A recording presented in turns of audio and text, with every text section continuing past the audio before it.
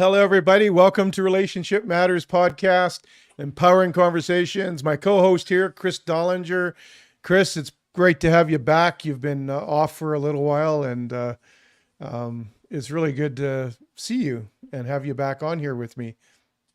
Good afternoon, man. It has been a while, hasn't it? So coming Right? from sunny Alberta.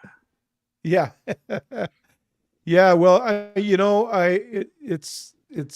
think there's just more dynamic when we're together, and I love having you on, and so this is a real treat that it worked out for today, and we're gonna have a empowering conversation just around um, people feeling like doormats, feeling like they've been stepped on all over the place, and my friend here, Chris, has got he's got a big persona on people. He's tall, he's got a loud voice, he comes across as very confident, but um, I happen to know that he's a big teddy bear. Don't putting that out in the world, sorry, Chris. But so you may not struggle with this so much, Chris, but I think a lot of people do, and so we're gonna have a conversation about that. But first, I just want to welcome everybody and just say I've had a few people recently, like several people, saying, "Where's the podcast? You guys used to be on every week, and now you're it's a hit and miss thing." And that's true. We've gotten busy and things are happening, and so we're not consistent like every week, but we are literally at least once or twice a month. I'm hoping to get an episode out. And then coming up soon, Chris is coming to the Okanagan, and we're going to actually try and take a day out and do multiple uh, recordings to have some podcasts in the kind of in storage there so that we can start being a little more consistent. And as you all know, we said this was an experiment, doing the live thing again. And we've had plenty of great feedback from people, but not everybody can make the live. And so we think that maybe we can be a little more effective, a little more planning, a little more um, deliberate in preparing pre-recorded, and then I will release them as debuts or whatever. So, and I'll be online interacting with all of you while maybe they play. So it's still a live experience, but not quite the same. And that will allow us to be a bit more strategic, a little more consistent, and I think you'll enjoy it more. Does that sound good, Well, Chris? yeah, and Mark, I'm just going to be completely out there, honest. We had done a bunch of, I think we did 9 episodes or something. I can't remember. And Yeah, I was looking at the stats, and in terms of social media stats and podcast stats and everything like that, yeah, we weren't doing. It didn't seem like we were doing so hot. And I was kind of remember when I came to you and I said, I don't think this podcast is a great idea. I mean, I love the content, but I don't think we're making a difference. And it was a few weeks later that all of a sudden you came back to me with several stories that yeah, gripped me. You didn't give me the details. You just said, Chris, I've been just out of the blue, someone that I hadn't met before, or someone that I had met, yeah, or someone that was a listener or whatever had said, come on, and said, where's the podcast? That yeah, content spoke to me. And I know in the world of social media podcasts, it's about thousands and thousands and thousands. And right. and of course we'd love that no more than to be able to get relationship matters Sure. out into the world in a way. But if 4 have been impacted, or 5 or 7, Yeah, I got to tell you that means something to me. So for yeah, you out there that take the time to listen to Mark and I jibber jabber on what we talk about, and you feel that you get something out of it, thank you for that. Um, yeah, and so that's why I think it's a great idea. We get really, back engaged on this thing. The second thing, I do have to always shout out with this because I know yesterday was the 4th of July for our Southern friends down in the yeah, USA. I want to say a big thank you and God bless you to the veterans who have made it so that we can have the freedoms that we have today. I yeah, know this is not a very popular topic. I know a lot of people may not necessarily think the way I do, but I will tell you, I have been an advocate for our warriors of our yeah, nations who unfortunately had to do things that we never yeah, want to see happen, but God bless them. So thank you yeah, to for everybody out sure. there, Canadian and US and all across the world Yeah. for the veterans. Yeah, we had our Canada Day celebrating our anniversary, and of course, we wouldn't have that freedom if it weren't for our warriors and soldiers, and even all the ones that are in behind the scenes that make the whole thing work. Frontline, yes, for sure, but also everyone that's involved. And our police, all our first Oh, responders, same thing, right? And we're just so grateful for them. And of course the U.S. I have family in the U.S. that are U.S. citizens, and so yes, it's very important to recognize those people. The getting back to the podcast, for me, it's never been about the thousands. It's always about the one, and that's my heart. It's always been my heart. Would I like to have thousands? Sure. And you know what? You few ones that watch this can help out with that by sharing some of the content. That's how, I had somebody actually reach out and say that their certain episode really impacted them. And it was someone else that referred them, said, you should go listen to this podcast. And they happened to catch the one that they really needed to hear.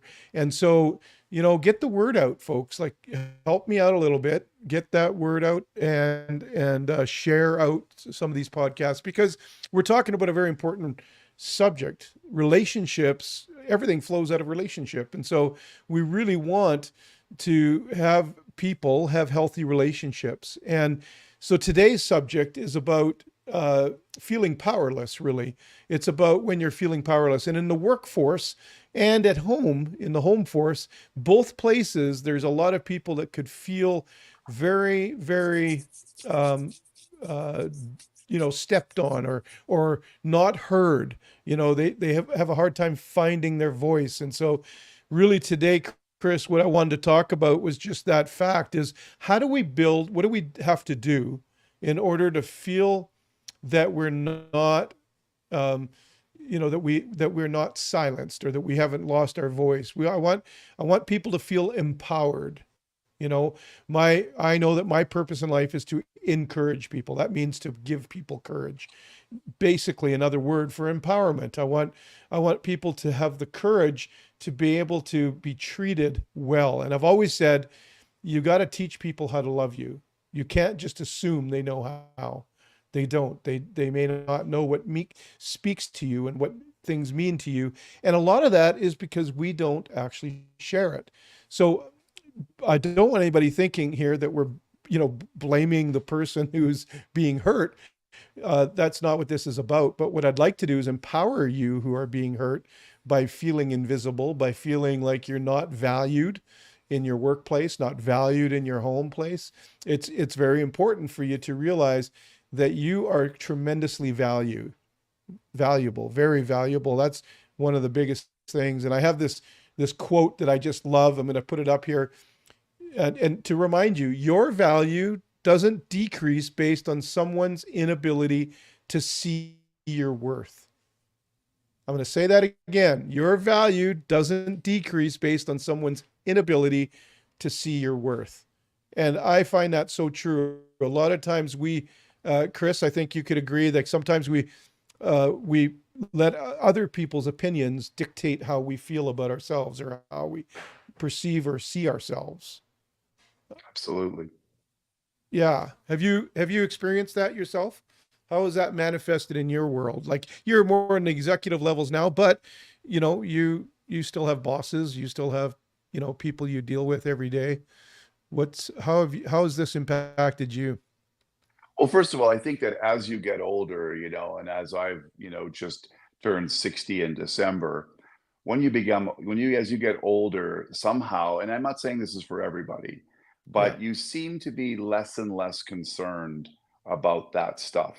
Probably because you've had 60 years, for me, of bouncing around and going through all of that kind of thing. Right. This topic is not strange to me, but it's strange to me. Why is that, Mark? Because my childhood was wrought with disaster, absolute disaster, and I Mm, was a powerless child. And as a powerless child, you do not have the capability of understanding what to do. And so you have to find your survivor mechanisms in order to right. ensure that you can get through, or whatever, or because you have no idea what's going on. You Yeah. just can't fathom what's happening. And as you get older, you make a decision whether you're going to be, how you're going to survive that, whether you're going to stay as a Right. victim or whether you're going to overcome. Now, that's not easy. Like for those that are Yeah. listening, it's you don't just flick a switch and go, one day I'll become an overcomer and like that and so on. Right. So I'll lead into the next piece that I want to quickly talk about. So I don't know, like I won't have any answers, but I'm glad that you're going to guide us through that today. But I will tell you this. I do have the type of personality, especially when I was younger, as I was climbing the corporate ladder and doing all that, that I wasn't necessarily the doormat, but I was the one wiping my feet on the doormat. Does that make Yeah. sense? Now, people are Well, going to say, you whoa, know, whoa, that's whoa, it. That's Dollar. interesting, but that's interesting, Chris, because you've just tapped into something here. Very often, very often, those who have grown up with no voice, who have felt like the doormat, believe that that's the only way that they can actually heal. That the only way they're going to survive is if they become the feet on the doormat instead of being the doormat under the feet. So that's very interesting because that's what happened to you. For your survival, you had to become the person who was stepping on people. This is before, of So, course, yeah, we know that's not the case anymore, but I'm just saying, as you said, as no, you were coming up. So I know keep people going. will freak Sorry. out and people will freak out and say, "Holy cats, Chris, are you ever transparent?" Listen, one of the ways to finally get through and get past a bunch of stuff is the ability to admit what has happened and then Right. to know that, if you've transformed and been able to get past that is now I look at it, I can see telltale signs, Right. of people that are doormats. And Yeah. 25 years ago, that get gave me an advantage point Right. because I was the opposite, right? Now Right. I look at it and I go, now that I see that you have those characteristics, how do I connect with you? How do I help you? How do I do that? Right. And so and so for me, what ended up happening, even if again, we're going to get Lori on this podcast because that's going to be We got to transformational, we and got to just like get when her you on. just like when you had Sandy on, I mean, Yeah.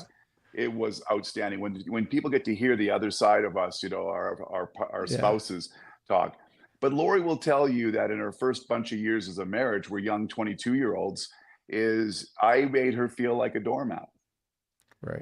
aggressive, you know, uh, you wrote the book, you Reactive. wrote the, yeah, very reactive, explosive. You wrote the book Relationship Matters, and I'm all about results matter, right? And so at the Yeah. end of the day, you've got this results to what's going on type of thing, is and it Mhm. doesn't take much to belittle someone, even if you Yeah. don't know you're doing it.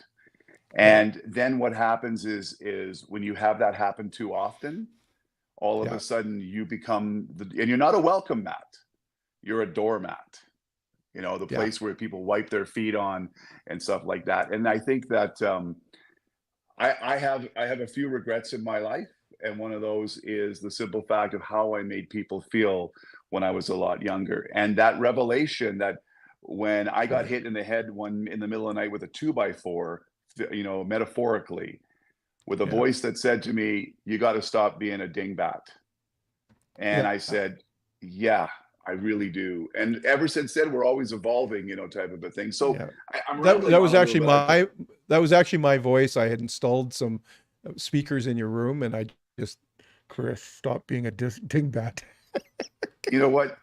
I think you've got a permanent hi-fi audio surround sound system in my house because I can't At go into least any room without in Mark's your voice head. going, "Stop, stop doing that, Dollinger. Stop." Anyways, so let me People, finish with this. lots of clients and people kind of always say, "Man, I wish I had you in my pocket sometimes." And I thought, man, maybe I need to do an app, like Mark in your pocket app or something. I don't want that app because that app No. would be going off. I'd be getting ding dong, ding dong, ding dong, ding dong, ding dong all day long, with me like that. Oh boy. Anyways, let me Yeah. finish with this. I Yeah, think go this ahead. idea, I think this idea where we end up losing value, we don't see the value of who we are. Right. This is we're a world where everybody's scared to brag about themselves because that word brag is so Right. terrible. But it's so important for people to come to a point that regardless of where you are you are a unique and valuable individual. And yes, you may be feeling Yeah. this way, and those around you are making things happen. But there is a way to get past that. This podcast is going to help a bunch of Yeah. us. And I'm actually hoping, because I really don't know what to say too much, except for I'm really hoping to Yeah. walk away with a nugget or two to say, what can I do to continue to self improve and make things Well, you better in my will. relationships? So, You absolutely will. But you said something else, Chris, that was really profound there. It's like you being the feet on the doormat was not about the person who was the doormat. no, It was about your insecurity. It was about your low self-esteem or your low self-worth. That was really the reason you were doing that, was self-protection. It wasn't because the person deserved it. It wasn't because the person was less than you. It wasn't because they were less valuable than you. It was simply because you didn't see your own value, and you were taught when you were young the way you survive is to conquer. And yeah, so I think a lot of people walk in that, a lot of men particularly walk in that attitude. Women that kind of have that problem sometimes try to be passive aggressive, where they, maybe manipulate or work, work that way. But for men, a lot of times we just have, it's domination or we lose. And we have that attitude. If we don't win, we lose. And that's yeah, part of the problem. So the reason I wanted to have this conversation was because it's so important, because I've had so many people recently that I've talked to that feel that way. They feel like a doormat, or they feel like they can't get their point of view across, or they're not being listened to. And a lot of times it is the way we speak. So I'm going to do a couple things today, Chris, and you jump in wherever you need to, but I want to teach on a couple of things that might help people. And then I'm going to give some practical ways to have a hard conversation with somebody and set a boundary, because that really is important. But you can't do any of that unless I give this little quick teaching ahead of time. And what it's going to be is about self-worth. The reason that you did what you did was because of self-worth. As your self-worth began to grow, as you began to see yourself in the right light, you actually, that's when the awakening came. It was like, hey, wait a minute, this is not me. I don't want to be this person. I want to be this. It's interesting. I've always tell people, when you do things you know that are wrong, it never feels right. Well, the reason it doesn't feel right is because it doesn't represent who you really are, who your heart really is, who you were created to be. And that's part of the problem, is when we're hurt and we've had trauma in our lives, in our childhoods particular, we learn survival techniques. And those survival techniques, people do the best they can with what they have. It's worked. That's the problem. Some of those survival, we think they worked. In the moment they work, but they don't work long term because of the people and the wake that you leave behind you. So here's two thoughts. One is, if you're the feet that are stepping on someone, you don't need to stop. You can be valued without having to conquer. If you are the doormat right now and you're listening to this, it's not you that's causing that. You just need to realize you are valuable, and you don't have to put up with it.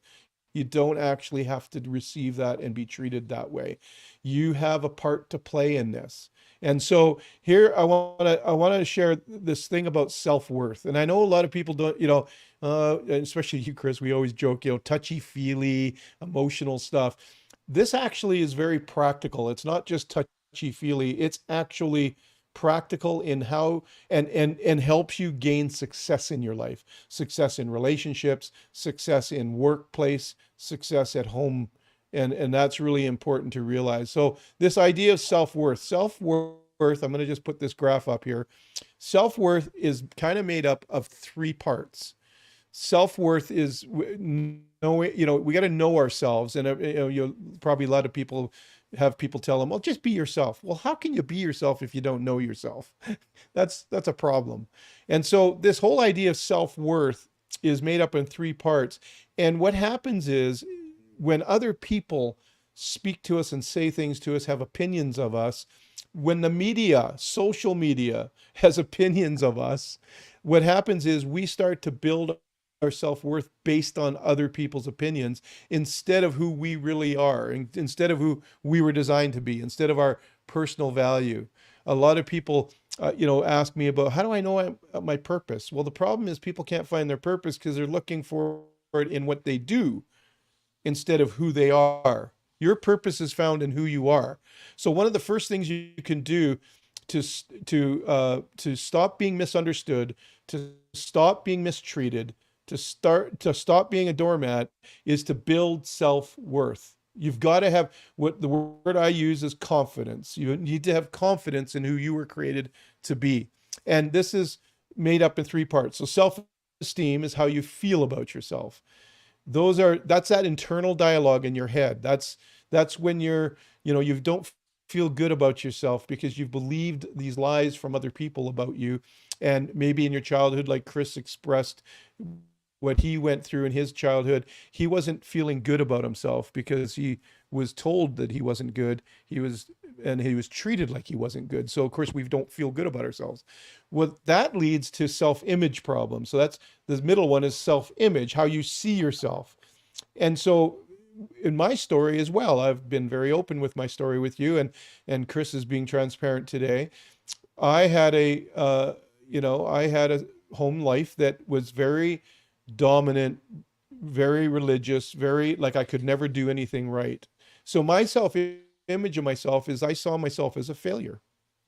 And because I saw myself as a failure, I felt like I was a failure. And when I felt it, I believed it. And our feelings aren't trustworthy like that. You can't just believe it for the sake of it. The third element of self-worth is self-dignity. That's how you treat yourself. And here's one of the problems. If I don't feel good about myself and I don't see myself in the right light and I don't treat myself well, guess what? I can't feel good about others. I don't see them in the right light and I can't treat them well either. And so for you that are doormats, what's happened is that person who's treated you that way has a self-worth problem. They have an insecurity in them. They don't treat themselves well, so they can't treat you well. They don't see themselves in the right light, so they don't see you in the right light, and they project that onto you. And that's part of the problem. If you realize that and you can separate it, then all of a sudden you realize, hey, wait a minute, this isn't about me. This is about them. This is their problem. It's not my problem. And you need to be valued and understand your value. So how do you change this? What's the way you change it? Well, self-image is the key. That's what you can do. To build confidence, you need to start seeing yourself in the right light. How do you do that? You get to decide. You get to rewrite your story. You get to say, for me, I said, you know what? I know that I am an encourager. I see myself as an encourager. That was the beginning for me. And as soon as I started to see myself as an encourager, that's giving people courage, I actually started doing it. I started practicing it. I actually started to do that. Actually, this is a great question. Rose is asking, is this about self-actualization? Yes. This is about, I always say perception's reality. It's not always actuality. What that means is your perception when it's negative for self-worth might feel very real to you, but it doesn't mean that it actually is. It doesn't mean that you're actually not valuable. It doesn't mean you actually deserve to be treated that way. It's just that's how you're feeling. So if you can change your self-image and you could see yourself. So I saw myself as an encourager, which meant to me, when I encouraged, I felt good. I started to feel good. Chris, I started to feel really good about encouraging other people. It took me to another level. And then I was able to start feeling good about myself. Then I started to realize, hey, if I'm going to be an encourager, I have to be encouraged. So this self-talk, putting myself down, thinking like, that the narrative in my head that I was a loser, that I was a failure didn't work because it contradicted how I was beginning to see myself as an encourager. And what it did is it gave me the strength, Chris. It gave me the power to actually start to say, wait a minute, I have to truly look at me and decide how I see myself. And so for a lot of people, this is a difficult process. One of the things that helped me, of course, everybody knows I'm a person of faith, is of course I had to see myself from a bigger view than me. I had to see myself from a bigger picture. And I realized that I was created for relationship, and I was created with this worth, this value. It's not something I had to earn. It's not something I had to work for. It was like, because I was born, I already had inherent value. And so what happens is that started the journey for me to start seeing myself in the right light. Now, Rose asked another question. Doesn't, uh, you know, so she's asking, doesn't God want us to dethrone ourselves? Well, no. Yes and no. We certainly want to see ourselves as God sees us. But dethroning means it's a surrender of pride. It's a surrender of self-sufficiency. It's a surrender of that negative self-worth. But we are highly valued, and so we need to see ourselves as highly valued. So that's a little piece that, if we're going to start to kind of be able to come out from under this, not to be treated poorly, to not allow yourself to be treated poorly, self-worth is what is worth investing in. Now, that does not Oh, mean, hey, Mark. uh, Hey, Mark. yeah, Mark, I got to stop in because I got to jump in with Rose a little bit. go I didn't ahead. quite understand her question, okay, but I'm going to add a little perspective to this. I get Yeah, this a lot. So for those out there who live by some type of faith, have a faith in whichever way it is and everything like that, typically we talk about God or a creator or whatever who, right first and foremost, represents love, yes, absolute love. You know, unconditional, unconditional, doesn't matter who you are. right? Second of all, we were created in that image. Yes, So doesn't that right then and there say that we are valuable and wonderful? That doesn't mean we're exactly. demeaned. That doesn't say that we're demeaned, or I don't know what the word dethroned means on this particular thing, but it doesn't mean that we're second best. It doesn't mean that we, are like sour milk. You were good at one time and then we've expired. Our milk is rotten now. We're not any of that. We are Yeah, amazing. We are right, absolutely, like, this is something that I've really in the last 10 years come about, and not in a way that says, woo, look at me, type of thing, in a way right, to say, I cannot believe that I am created in an image of incredible value and incredible right, wonderfulness and right. amazingness and everything like that. Yeah, And so for me, I think that a lot of times we get into a situation when with our faith is that we're not good enough. right, Where there's a lot of rules and regulations that if we don't follow, we're never going to make it. And right. if we haven't done the 7 things first thing in the morning, said our prayers or did this, we're Yeah, less and less. Folks, if you have any kind of faith, at the end of the day, if that faith is revolved around an absolute love, you know, how could that even be right. how could that even be constituted? So I have to say that Yeah, I know as a son, as a child, for my first 14 years on this planet, I was ingrained on how incredibly invaluable and what an idiot I was. I had right. ingrained in me. And I carried that from 14 years old on till I was probably 48, Right. you Yeah. know, at just, and I did what everybody else did. I treated people like doormats. I needed to do the outrageous in order to get the attention to make myself feel good. I did all that. Right. And when I came to that realization that I'm wonderfully loved and I was made in a wonderful and amazing way, and I'm valuable and I'm Yeah. valued to what is the most important thing, I'm like, I couldn't believe it. I just Right. couldn't believe it. And I would love more people. I'll stop on this. I'd love more people to understand. And maybe you're thinking, well, that's kind of way spacey, Chris, and da da da. No. No, No. listen, you know, it's so true that if you look at yourself any less, and then this is the other part, the last part, I forgot about this part.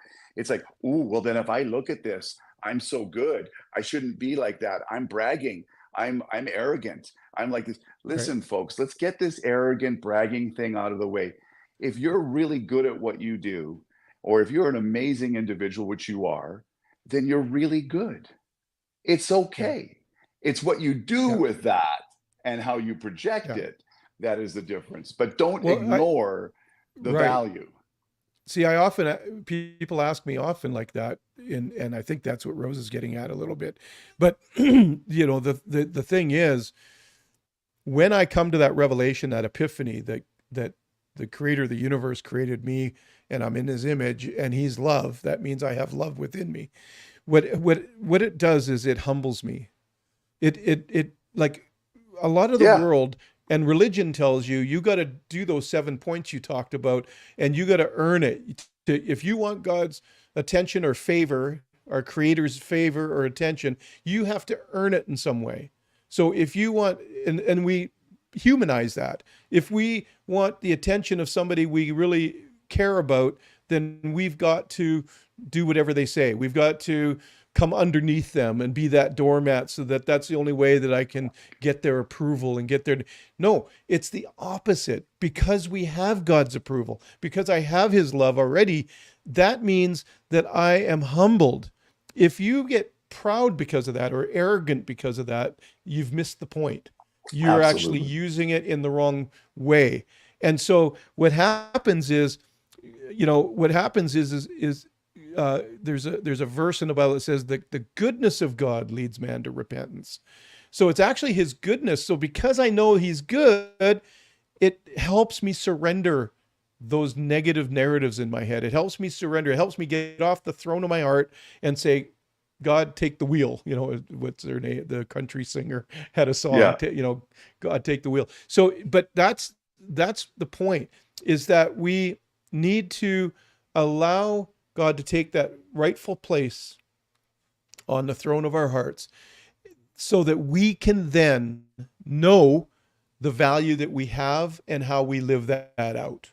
How we start to live that out. It starts to manifest from us and it gives us confidence. And I like combining two words here, and that is when we know the value that God's placed on us, it develops Godfidence in us. It actually develops. I have a whole message about that on my YouTube channel if somebody wants to go find it. But it's like it's kind of like, well, actually I even have a course on that on my website. So you could go to my website markgordon.ca and you could actually, it's only 29 bucks or something, but it's well worth watching and listening to. But it's the idea here is that when we understand our rightful place, then we will surrender. We will let go of the things that we have held on to. You see, most of our hurt and pain is grounded in shame and pride. I would say pride either covers up or puffs up. So we deal with it. In when you were saying, Chris, you admitted when you were coming up, you puffed up. yeah, You had to puff up so that you couldn't be hurt again. Other people allow shame to make them cover up. And and that isn't what God wants either. Us being, oh, woe is me, oh, I'm the scum of the earth. That is not your position when you understand that you have self-worth. Self-worth isn't selfishness. Self-worth is understanding where our value comes from. And when we have that, we're not going to let people treat us poorly. We're not going to let people walk all over us and become. We're not going to be doormats. We're gonna be able to say, hey, wait a minute. I'm more valuable than that. I don't want to be treated that way. That doesn't feel right to me. And it actually, that confidence actually gives you the ability to say that to people. It actually gives you the ability to talk. Now, this is in all spheres of life, even at work. If you think about it, if you if you know that you're valued because you give 100%, and you know that you already have value and you have confidence, and you know that your gifts and abilities have been given to you to actually be lived out, and you're there, there's nobody that can tell you that you're not valuable. You're not, it changes your whole attitude, even towards your coworkers. It changes your attitude, at home. When I started to realize this, Chris, it changed the way I treated people. It changed the way, and it actually allowed me to enjoy a healthier relationships with people because I didn't have to dominate anymore or didn't have to prove myself to anybody. I already had the confidence, so I wasn't ever trying to prove myself. And to this day, I don't try and prove myself. I have nothing to prove. I know Yeah. who I am. Let, Uh, let me throw a wrench into this. Sure. There's going to be people on this podcast that have no idea what God is, have no idea about Yeah, faith, just never for been sure. exposed, or actually think it's stupid. Okay. Yeah. And so here we are talking about the value of who you are based on God, who we believe in, Mark, you and I. And Yeah. that, by the way, just so that it wasn't your voice when the 2x4 hit me, that happened to be a voice from God that Yes, hit I me. know. Okay. I Just know. so they, I I know. know. Um, and I knew that because of the massive impact it had on me at that time. Anyways, Right. so here's the thing is there's listeners on here and that are saying, well, you know what? Guys, I'm actually going to stop listening because I don't know anything about this, and that's all a bunch of malarkey at the end of the day. Notice how old I am. I Right. said the word malarkey. Yeah. Um, Yeah. uh, but then realistically, if we back up just a little bit, because ultimately, if you ever wanted to really feel what it was like to be totally valued, you might want to consider something like that. But in this situation right now, from the practicality that you have, Right. is let's continue on, in the premise of what else do we need to do? Because it's nice to say, hey, look at yourself and have better. Yeah. Like I know people put little sticky notes on there, you are wonderful. And then they have little apps that remind him about how amazing you are. And that, would teach to his own, right? However you want to do it. Right. But realistically, if you don't have faith and you don't know what we're talking about at all, but you still feel like a doormat, you still feel terrible, Yeah. what are some additional things that can happen, Mark? Yeah. What are things what So else do you have? right. So, you don't have to be a person of faith necessarily. I'm saying No. it's like but I will say this, if you're not sure and you don't know, I want to be clear, we're not talking about religion here. We're talking about actually a living relationship with a creator. So you could just say, hey, if he's the creator of everything, can he not reveal himself to me? Like, yes, he can. So just start asking him. But you can borrow, I always say, we can borrow strength from somebody else. So if you could borrow the strength from the concept that you were created with value, that's just start with that premise. This is very practical. Just start there. That I have value, was created with value, that I wasn't, created any other way. So you can start on that premise and start to believe that. Then you can start to do everything we're talking about here. You start to build self-worth. You start to build and understand yourself way better. It's a healing journey and a discovery journey, but you can do that. You can gain confidence from the same process, and and so I just wanted to say that. But I wanted to one of the things I wanted to talk about, and so to answer your question, Chris, is we have to understand, a little bit of what's going on, even psychologically in us. And so I have this little thing here. Guilt is I did something wrong. Shame is I am something wrong. And so a Mm. lot of, so a lot of times people feel By the way, guilty. Keep that up for a second. I want people to Keep see that that. I up. want that to sink in. Yeah, You keep it like, up just for a you few like that minutes. Yeah. one? Yeah. Yeah, yeah. So if I believe that I did something wrong, I have the courage and the ability and the confidence. I'll just correct it because we all make mistakes. We are not defined by our mistakes. We're defined by who we are and how we respond to them, right? Or react to them. We talked to Chris, like you were reactionary. Well, Yeah. you weren't reactionary because you were guilty about something. You were reactionary because you had shame, because you thought you were something wrong and you were trying to protect that at all costs. So a lot of times people don't realize that a shame starts to develop in your heart and it starts to really dig deep into your identity. And that's why it's hard for you to see yourself as valuable, because shame is constantly telling you you're not. And and and it's got lots of evidence because we all mess up. We all make mistakes. We all do things we're not proud of. And so it just likes to point them all out. But also the other flip side of that is it points out everything that's been done to you. So if you had value, somebody wouldn't have done that to you. And that's just That's just not true. The when people hurt people, it's because they already have hurt. It's actually they're acting out of their own shame. And so that's what makes them that. Even like very, I always say, you show me the most arrogant person in the room, I'll show you the most insecure. And so it's really true, folks. It's really true. If you could see, even at work, when you have a boss that's very dominant and doormatting you, usually it's because they're insecure. There's something that's making them feel insecure. And so it's a it's not even conscious reaction. This goes down into the core of who we are. And what they call it in psychiatry world is shadow material. What we do is because we've had certain parts of our life that have been disapproved. So when we're disapproved through behavior, through poor being treated poorly, we kind of cut out pieces of ourself, of our personality, but we can't just leave it that way. So what we do is we add back in shadow material. Now let me explain this. If I'm standing in the sunlight, Chris, you see your shadow, right? Like you can see a shadow on the ground. Is that shadow me? Well, no, because it's just a shadow of me.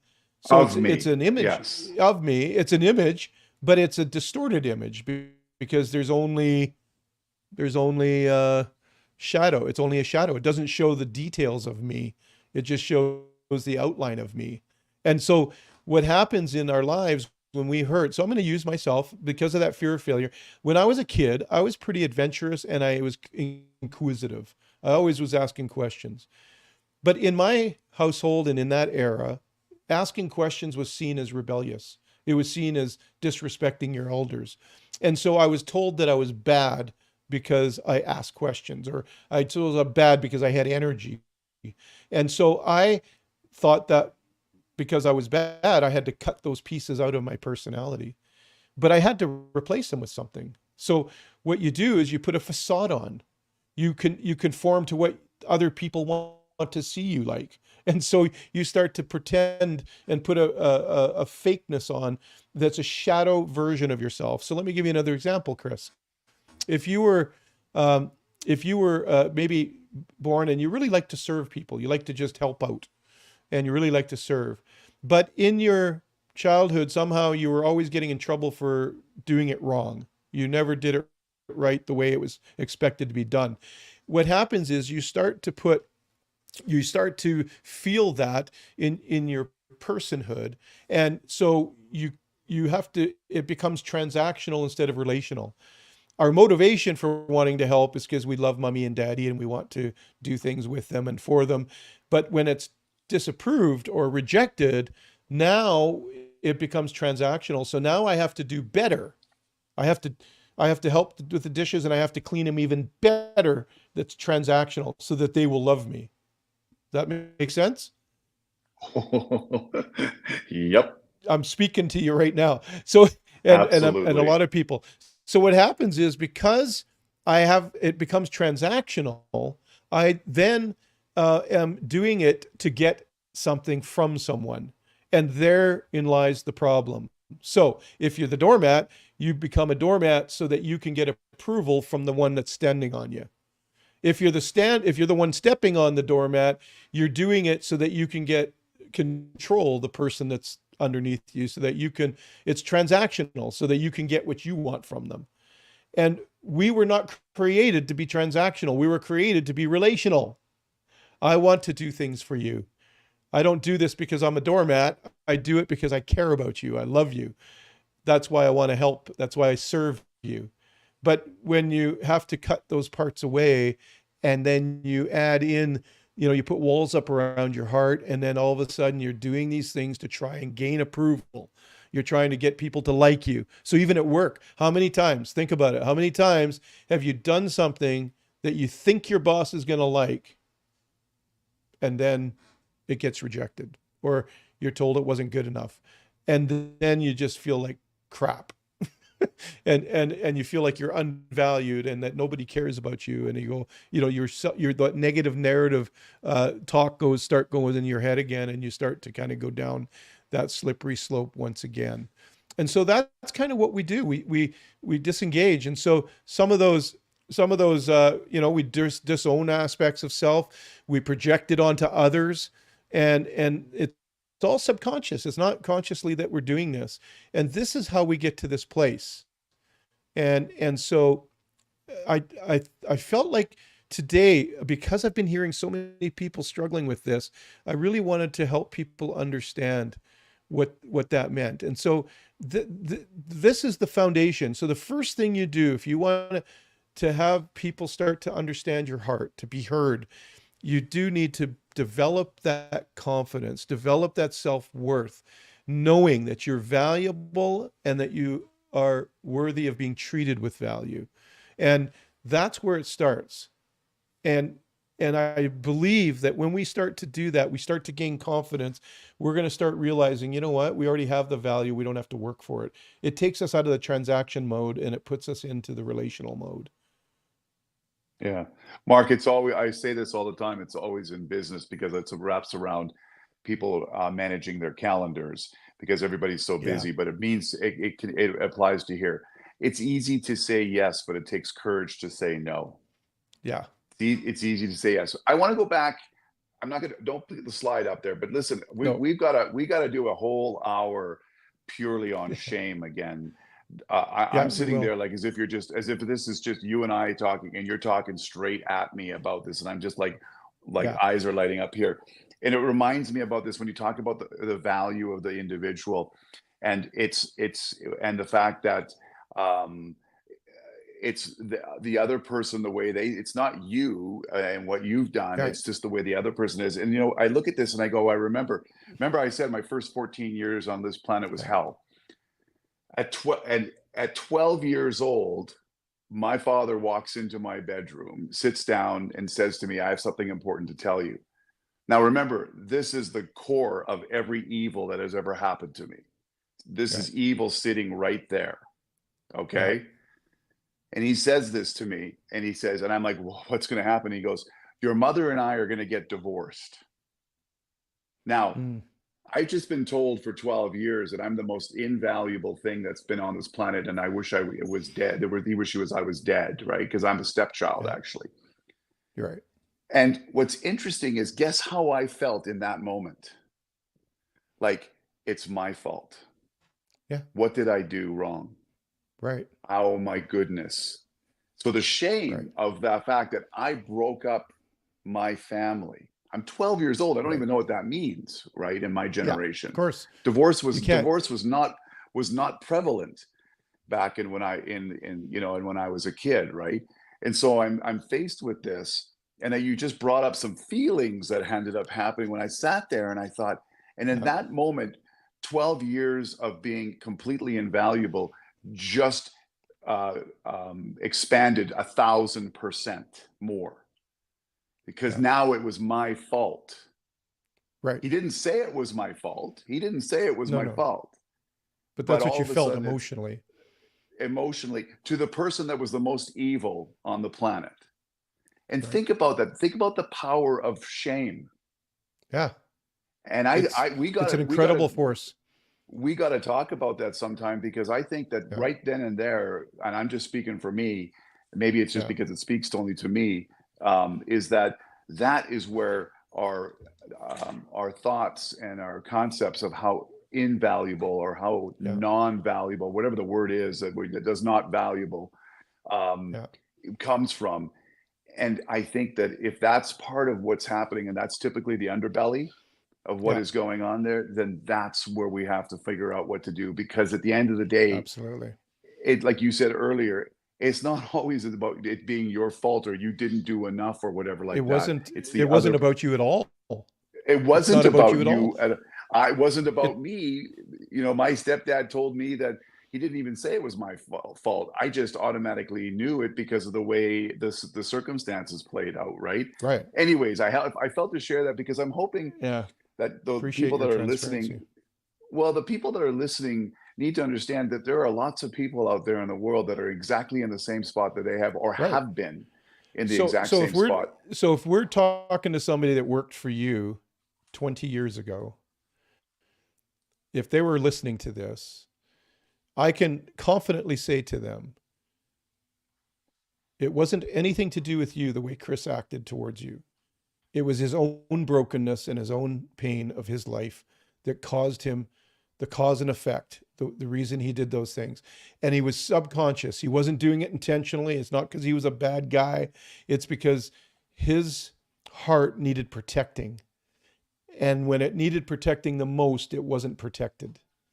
And now he's found negative ways to protect it with putting walls up and putting anger and domination in there. And so I think I know you would be apologizing to that person, but I'm just saying that if that person was listening today, Chris, it wasn't the real Chris Dollinger that actually was treating him that way. It was the person who was created in the shadow material, the person, the alter ego, if you will, of Chris Dollinger, who was still that 12-year-old boy being hurt, feeling like he was useless and valueless.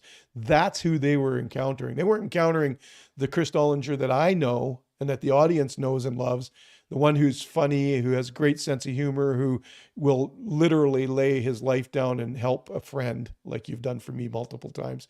Like they don't see that Chris. But it's because if you allowed that Chris to be seen, you were scared it would also become the doormat again. And it's just not true. That the real Chris actually protects himself against the doormat, against the mistreatment, the misunderstanding, the misjudgment. When you're authentically yourself, you actually protect your heart from misjudgment, because when you're authentically yourself, you know you're working out of a correct place. And even then, if people's opinions of you are bad, it doesn't matter anymore. I don't care what people think of me at that point, because I know my heart and I know my intention. I know Yeah. who I am. I know I'm an encourager, so I'm going to encourage. And that's really you. I know that you are a facilitator. You make people around you better, and that's what you've done for me. You're always behind the scenes. We used to joke about that, by the way, folks. Chris and I worked together years ago, and we, I always got I was always on stage, if you will. I always got the notoriety. I got the jet rides, the private jets. I got the, whatever. And he was just back doing all the work and making me look good. And we used to joke about that. But as we got older and we were talking about it, not even that long ago, Chris, we realized actually you were in your happiest moment doing that. And even today, you're in your happiest moments when you're facilitating for your team to be successful, because that's who you are. And that protects you, because now your heart's protected because you're living out of who you are. There's no need to be jealous. There's no need to be insecure. You are at your best when you are empowering other people and facilitating their success. That's just how you're wired. And that's what you've done for me. Yeah. And so, does that make sense? Well, and it's interesting you talk about for those you were speaking to those that may possibly, some excuse me, that I had maybe fired or whatever like that. I fired a lot of people, unfortunately, and I'm not proud of that. That's just an unfortunate part of when you're in leadership and everything like that. But Yeah. ironically, it was a number of years ago because where I got trained, I'd love to just say the name of the company because I love exposing bad stuff. But I'm gonna hold off today, okay? Good. Big I don't need to company, get okay? sued. Yeah, Yeah. anyways, and part of our training program was the dominance, Right. and as a matter of fact, when we were trained to let people go, we were trained to make a walk of shame through the Right. building, terrible thing like that, and it The became old ingrained. box with your stuff, Yeah, stuff in your desk in the box walking out. Yeah. yeah, The shame and I training. was Yeah. trained to do this a certain way and everything like that, and it was a badge of honor. It was a badge of Yeah. honor. It was a dominance. It was like, now you are truly the Yeah. dirtiest doormat ever. And let me just Right. clean my feet one more time, last time on you type of a thing is. Number of Mm. years ago, I started looking those people up through LinkedIn and Wow. everything like that because I had such feel of having to apologize, regardless if they were going to take Wow. my call or not. Because when I turned to that point from being the guy on the doormat to the guy that wants to make that doormat into something into the butterfly that it is to be. A terrible analogy, All right. but anyways, Yeah, but I know what you mean. Yeah. doormats, butterflies. I don't think that works, but anyways, um, uh, I started to see some of those things, and you've heard there's Right. many stories of people that said that they've Yeah. gone back and done all that kind of stuff. And it Yeah. was quite interesting because it's coming from a different spot now, Right. like that. I don't know it's not a Yeah. badge of honor But to let someone go and change their life that way. yeah, but what you were doing there is taking responsibility, and in the 12 step, of course, amends is one of the steps, and you were making amends, and I think that's very admirable, and that actually represents the real you. See, that's my whole point in your healing journey here. So, take that. You just led us into another step that people can take. If you want to get out of this doormat syndrome, you want to get out of this misjudge, just take responsibility for what your part in it was. That's what it's not about blaming, it's about taking responsibility. Hey, I let people step on me because I had a low self-worth, and I'm going to take responsibility now. And so let me give you, I'm going to close with this. This is a real practical tip. How do you have that hard conversation? Well, the first step is you take responsibility, and you invite them to meet with you and say, I want to talk to you about something really important to me, and I am going to tell you some things about my heart that I need to tell you, some things I'm growing in. And then so you're kind of setting the table. When you want to have a nice meal, you set the table. If you want to have a hard conversation, set the table and just start. And then when you sit down and talk to them, you just tell them, say, listen, I need to take responsibility for something here. I have allowed you to mistreat me. I have allowed you to speak over me. I've allowed you to treat me like a doormat. And have I'm trying to see myself in a new light, and I'm discovering that I am much more valuable than that. And so I would like to ask you if you could start to respect my personhood. I don't want to be that anymore. I'm going to try and be more assertive. I'm going to try and speak up more, but I want to be treated with value. Now, if that person laughs at you and tries to pull you down and all that kind of stuff, you just tell them, I'm sorry, this is exactly what I'm talking about. I'm not going to receive this anymore. I'm putting a boundary up. I'm not going to be treated this way anymore. And you need to let them know that, and say, when you want to come and have a conversation about this, when you want to talk about a little bit more, and if you want to help me understand why you're feeling the way you're feeling, I understand that that you have hurt in your heart too. I want to hear what it is, and I want to work through this with you. But I'm not going to do it through sarcasm, through anger, through mistreatment. I will do it through a good conversation, and want to build a healthy relationship with you. Now, it depends on who it is and how deep the relationship is as to whether you need to do that or not. Let's say it's a work scenario, it's a boss.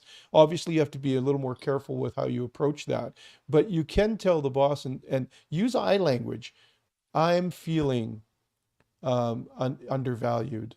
I'm feeling undervalued, and I just wanted to bring it to your attention because I really enjoy my job, or I really enjoy my coworkers, and I don't want to go anywhere. I need to let you know that, whatever. If that boss doesn't respond to you in a positive way, doesn't respond to you in a way, then maybe it is your indicator that it is time to move on. What I tell you will happen is you will gain confidence and courage by having the conversation. And if you have the conversation and it's met with rejection, you've already got the courage now to make the right decision. Before, you just kept taking it. You never stood up for yourself. You never spoke up for yourself. You just took it. But now you have confidence and self-worth, and you can be honor. You get a person of honor. You can put boundaries up that are actually okay. I always say boundaries, Chris, boundaries protect relationships. They don't hurt relationships. If you put a boundary up and that causes somebody to hurt you even more, then they're not interested in a relationship. They're transactional. And Yeah. you just have to say, I'm sorry, it's not okay. I've got to put on, because I honor you and I honor myself. So I'm no longer going to allow you to treat me this way. Well, it's funny It's too is when you get when you start to build that confidence in understanding the value that you bring onto this planet, Yeah.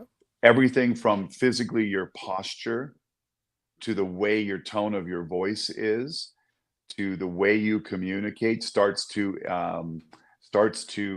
evolve in such a way that when you walk into a room, regardless if you're an introvert or extrovert or whatever your personality is, people Yeah. will recognize automatically that something's different with you. So if for those that Exactly. know so for those that know Winnie the Pooh, you can either be Eeyore or Tigger, Right. and people will, and automatically, as soon as I Yeah. say Eeyore, everybody knows, oh, like this. And as soon as I say Tigger, it's like, whoa. And it's funny because you'll gain that confidence so that Right. I heard my wife say someone, she didn't realize I was listening to her in the background and they were talking something. And I don't know where it had to do with me, but she said, oh, don't worry about Chris. He's one of the most confident people I know.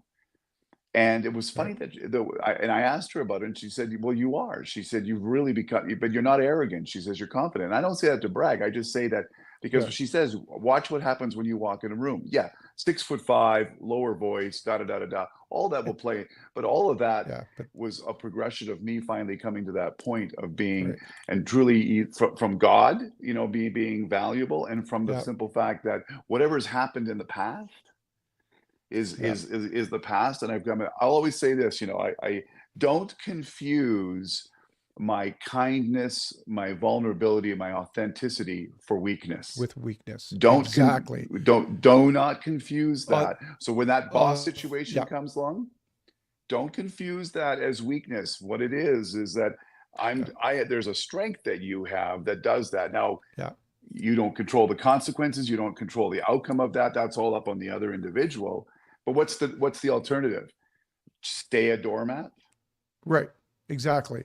And the interesting thing, Chris, is that actually self worth and confidence actually turns arrogance into confidence because arrogance is on a false premise. It's coming from shame. It's coming from that shadow material I talked about. So Yes. it's actually not even real.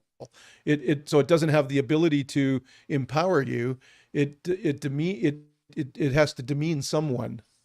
So you either self-demeaning or you're others demeaning, and so arrogance is dissipated, and that's why your wife could say that Chris is the most confident person I know, because when you started to realize your self-worth and you moved out of that old way of thinking, your arrogance, because you were arrogant when I first met you, became confidence. And that leads to humility. And that is who you are. And I remember when you and I first met, like, I thought you were the most arrogant guy. Well, you were the most arrogant guy in the room. But Yeah. it's because you were insecure about being in the room, and I wasn't evolved enough now then to realize it. But you and I talked enough and we got to know each other well enough that actually you turned me around. I started to see very quickly, hey, listen, that's just the way it is. By By the the way, way, Rose wants by the way, yeah, hang on a second. By the way, she wants to know about um, Piglet, Rabbit, and Rue. I'll get to that in a second. Yeah. In terms of that arrogance, man, when I look back in the mirror and I look at this and I go, what the heck was it? And of course, all this revelation and everything. By the way, Steve in Kelowna, you know who that person is. That is someone that's been plaguing me for a long time. I was so arrogant to that guy. I have a phrase in my mind that I said about his business one time that has been lately ingraining in my head. So there's another person I'm going to need to have a conversation with because Reach out you to. just can't. Yeah, because you know exactly who I'm talking about. Yeah. And so I say that because again, I want you to realize that there's no shame in being transparent. Just be careful that you're not super Yeah. transparent like I am, because it gets you in trouble sometimes. But it's okay to realize where you've come from and where you are. Last thing, one of the things that really, really, really helped me, shameless plug coming, disclaimer, shameless plug, is on your website, Mark, you have something called the blind spot. And it's a Yes. tool Blind that I've spot been using and assessment. working. And the reason why I want to just quickly share this, I know we're over our time here, and then we're going to get to Piglet Roo and all It's that all other right. stuff like that. Is the simple fact is that this test um, is I would call it, for me, it was an awakening, but it's an awareness of the type of Yeah. personality you are. And we all know personality tests, blah, blah, blah. But Yeah. this one, every single person I've put this through has, I had one person just tell me that they couldn't believe how much it identified, that this thing identified Yeah. them, that they started crying. They couldn't believe because they saw things. And at the very Yeah. end of it, what it does is it says, well, here's what you're really good at. And, these are your strong traits and everything like that, and then, but here are the things that you could work on. And, it's interesting when you look about being valuable and everything like that, and me wanting to continue to be a catalyst and to be valuable to people and bring their value out of them. It said, Yeah. so here's some recommendations Chris Dollinger could do to develop better relationships. And I'm not going to go through the whole thing, but I highlighted it. If you see this in green, a few Yeah. things Yeah. on that. They're probably, you know, Chris, learn to be more empathetic. Right. Chris, learn to demonstrate humility. Chris, be willing to move outside of your comfort zone. And last thing, Chris, realize we live in an imperfect world. Yeah. And so stop putting perception of, expectations Yeah. that are out of this world. So I share that with you. And I don't know how that ties into our value thing like that is, but I have now got to the point where this is highlighted now, where this Yeah. becomes part of a weekly review for me. I'm a bit of an analyzer guy, right? So if you haven't, Yeah. if you'd like to know a little bit about what, if you want to know a little bit about what what something would say to you is what you're great at and good at and what you could probably work on a little bit, go to Yeah. Mark's website, download it. It's free and it's an Yeah. amazing thing.